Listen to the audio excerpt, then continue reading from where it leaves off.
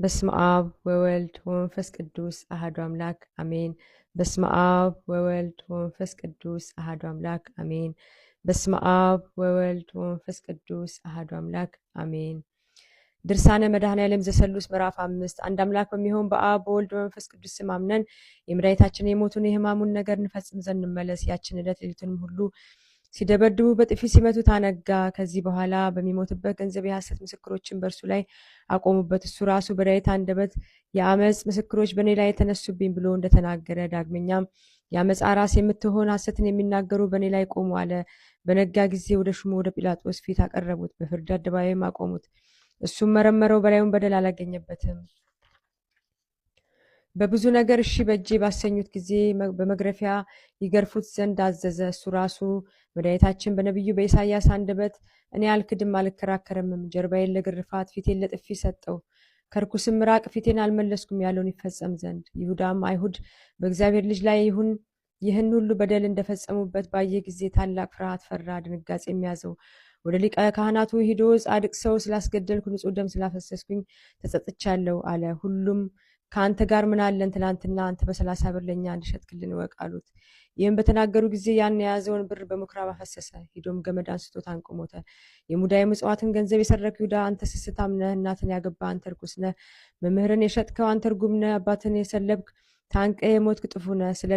ስለ አንተ ጠዋት ይፈጠራሉ ከእነሱ አንዱ አይኖርም ተብሏልና። መዓልትም የተባለች ሐዋርያት የተፈጠሩባት ወንጌል ናት። ከእነርሱ አንዱ አይኖርም ያለው ቃየልና ኤሳውን የተከተላቸው ይሁዳ ነው። ቃየል አቤልን ለመግደል ኤሳውም ያዕቆብን ለመግደል ጨካኝ እንደሆነ ይሁዳም ክርስቶስን ለመግደል ጨካኝ ሆነ።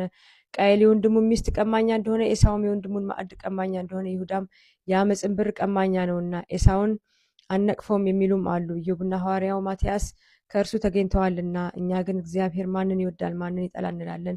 ለርብቃ ያዕቆብን ወደድኩ ኤሳውን ጠላሁ ብሏታልና። ከእርሱ ስለሚወጡ ጻድቃን ልጆቹ እንደሆነ እውነት ነው። ናኮር የወለደው ጣዖት የሚያመልክ ታራ አብርሃምን ወለደው።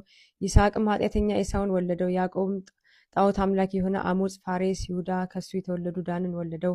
እሱም የእግዚአብሔር ፋሲካውን ያደረገ ኢዮስያስን ወለደው። ከሃዲ ህርማኖስ ፊቅጦርንና ዮሐንስን ወለዳቸው። ጣዖት አምላክ የሚሆን የጥራቢ አባትንም ወለደው። የአድማስ ድንጋይ የተባለ ዮሴፍም አባቱ ከሃዲ ነው። ብዙ ጻድቃን ከብዙ ኃጥአን እንደወጡ እንደዚሁም ሁሉ ብዙ ኃጥአንም ከብዙ ጻድቃን ቤት ወጡ። ስለዚህ ነገር ምን አለበት? እግዚአብሔር የወደደውን ይሰራልና። የመድኃኔዓለም ይቅርታው ቸርነቱ የባጽዮን ልመናው ለዘላለም ከሁላችን ጋር ይሁን አሜን። ምዕራፍ 6 በወንጌል ለተነገረ የመድኃኒታችንን የመከራውን ነገር ወደ መናገር እንመለስ። ጲላጦስም የዚህ ሰው በደሉ ምንድን ነው? በእሱ ላይ በሚሞትበት ገንዘብ በደል አላገኘሁበትም አላቸው። የካህናቱ አለቆችም ቃላቸው በረታ፣ ስቀለው፣ ይሞት ዘንድ ይገባዋል፣ ራሱን የእግዚአብሔር ልጅ አድርጓልና። ይህም በተናገሩት ጊዜ ጲላጦስ ተቀብሎ በፊታቸው እጁን ታጥቦ ከዚህ ጻድቅ ሰው ደም ንጹሕ ነኝ፣ እናንተ ተቀብላችሁ እንደ ሕጋችሁ ፍረዱበት አላቸው። የአይሁድ ሕዝቦች ሁሉ ደሙ በእኛ ላይ በልጆቻችን ላይ ይሁን እያሉ ጮሁ። ከዚህም በኋላ መድኃኒታችንን ተቀብለው የሾህ አክሊል በራሱ ላይ ደፉበት። ልብሱን ገፈው ቀይ ግምጃ ለበሱት። 400 ጭፍሮች ልብሱን ለመቶ ከአራት አድርገው ተካፈሉት።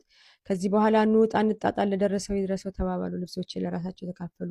በመጎናጸፊያም ላይ ዕጣ ተጣጣሉ ብሎ የተናገረው የመጽሐፍ ቃል ይደርስ ይፈጸም ዘንድ ጭፍሮች እንዲህ አድርገው መድኃኒታችንን መስቀሉን አሸክመው ቀራንዮ ወደሚባል ቦታ ወሰዱት። በዚያም በ5 ችንካሮች ቸንክረው ሰቀሉት። እነዚህም ሳዶር፣ አላዶር፣ ዳናት፣ አዴራ፣ ሮዳስ ናቸው። በራሳቸው ፈቃድ እነዚህ 5ቱ የእምነት ሞቶች ለጥምቀት ልጆች ተሰጡ። እነዚህም ጣዖት ማምለክ፣ ስራዬ ማድረግ፣ መሰሰን፣ ነፍስ መግደል፣ ሐሰት መናገር፣ 5ቱ ውሾች ብሎ ምስጢርን የሚያይ ዮሐንስ እንደተናገረ። እጄን እግሬን ቸነከሩኝ አጥንቶቼንም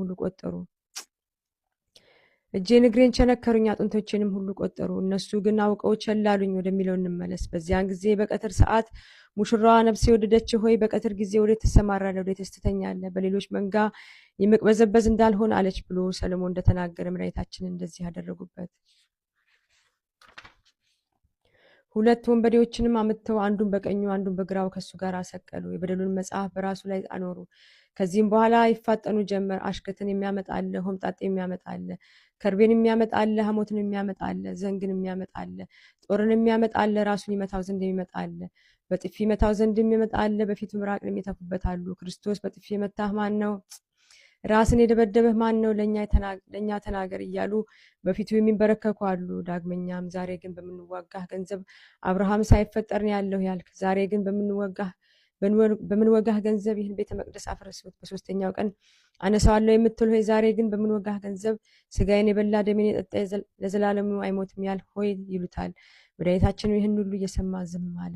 ይህን ሁሉ በላዩ ላይ ሲያደርጉበት አንድ ቃል አልመለሰም። እኔ እንደ ደንቆሮ የማይሰማ አፉንም እንደማይከፍት ድዳ ፈጽሞ እንደማይሰማ ሰው ሆንኩ። በአንደበቱ መናገር እንደማይችል ዝም አልሁ፣ ራሴንም ዝቅ አደረግኩ፣ ለበጎ ነገርም ዝም አልሁ ያለው የዳዊት ቃል ይፈጸም ዘንድ። ስለዚህ ነገር ኢሳይያስ እሱስ በመከራው አፉን አልከፈተም፣ እንደ በግም ሊታረድ መጣ።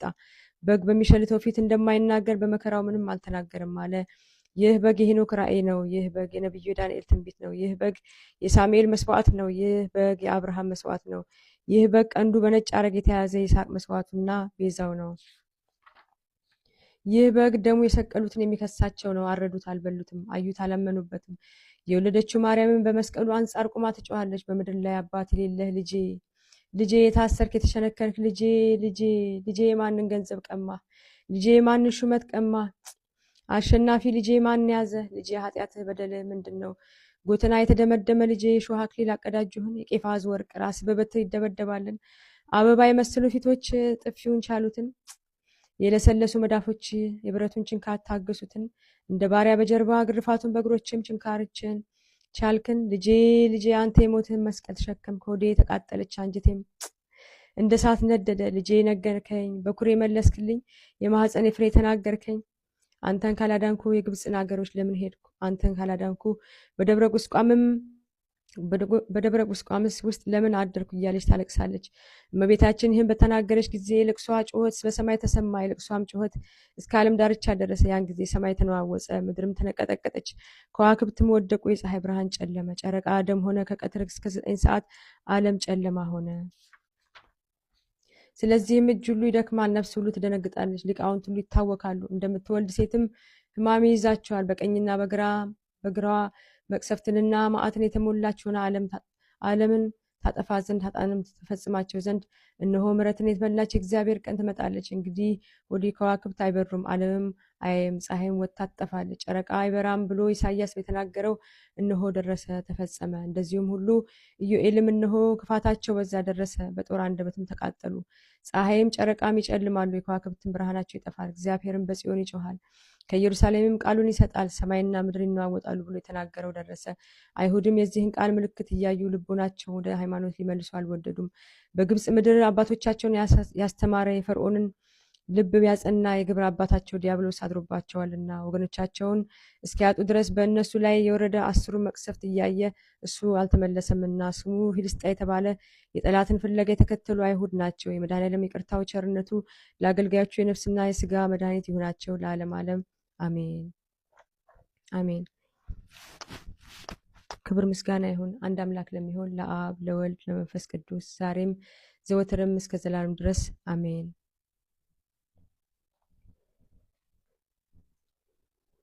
አሜን።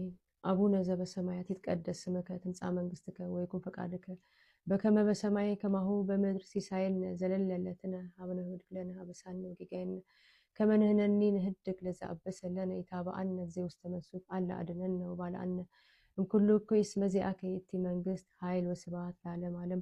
በሰላመ ቅዱስ ገብርኤል መልአክ ኦ እግዝእትየ ማርያም ሰላም ለኪ ድንግል በህሊናኪ ወድንግል በስጋኪ እግዚአብሔር ጸባኦት ሰላም ለኪ ብሩክት አንቲ እምአንስት ወብሩክ ፍሬ ከርሥኪ ተፈሥሒ ፍሥሕት ኦ ምልዕተ ጸጋ እግዚአብሔር ምስሌኪ ሰአሊ ወጸልዪ ለነ ምሕረተ በፍቅር ወልድኪ ኢየሱስ ክርስቶስ ከመ ይስረይ ለነ ኃጣውኢነ።